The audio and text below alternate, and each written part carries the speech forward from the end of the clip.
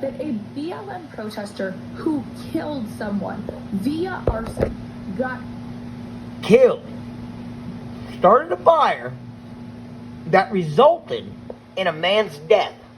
half of the sentence he was supposed to get because he had the right view. The sentence is 20 years for manslaughter. I'm not surprised. I'm not being dramatic. This is written out in a legal memorandum. Okay, so let me give you the backstory.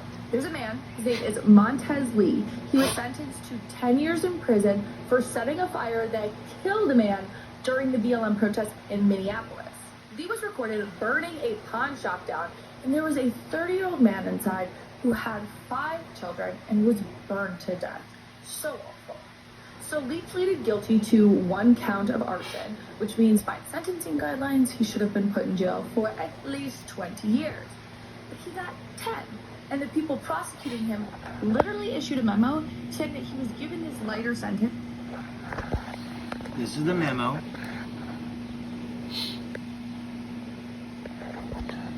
Mr. Lee credibly states that he was in the streets to protest unlawful police violence against black men, and there is no bias to disbelieve this statement.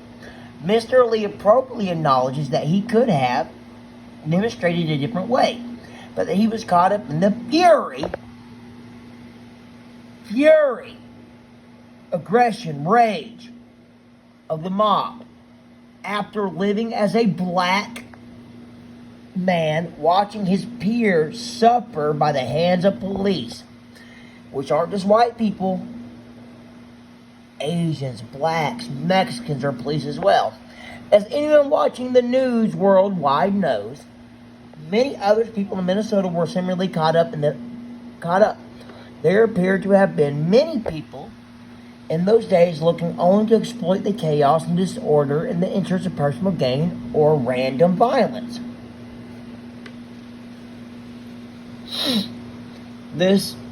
There appear also to have been many people who felt angry, frustrated, and disfranchised, and who were attempting, in many cases, in a necessarily reckless and dangerous manner, to give voice to. So they're saying they were acting recklessly and dangerously to give voice to those feelings. Mr. Lee appears to be squarely in this latter category.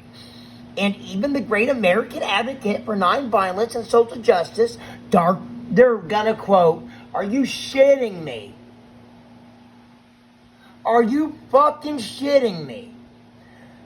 To justify the murder, homicide, manslaughter of this other man by this black man setting a fucking pawn shop on fire, they're gonna quote Dr. Martin Luther King Jr. Of course, interview with CBS, Mike Wallace in 1966. This is the quote. "We've got to see that a riot is the language of the herd." Shut the fuck up. You murdering motherfucking bitches. Fuck Black Lives Matter. Fuck the alphabet mafia, the Nazi alphabet people. Come to my house. I'll put a bullet in every one of your heads that trespass. You come to hurt me, I hurt you. That's simple. It's because he's a black man who was protesting, quote, unlawful police violence against black men. So he just got caught up in the frenzy. It's been uncovered that a BLM protester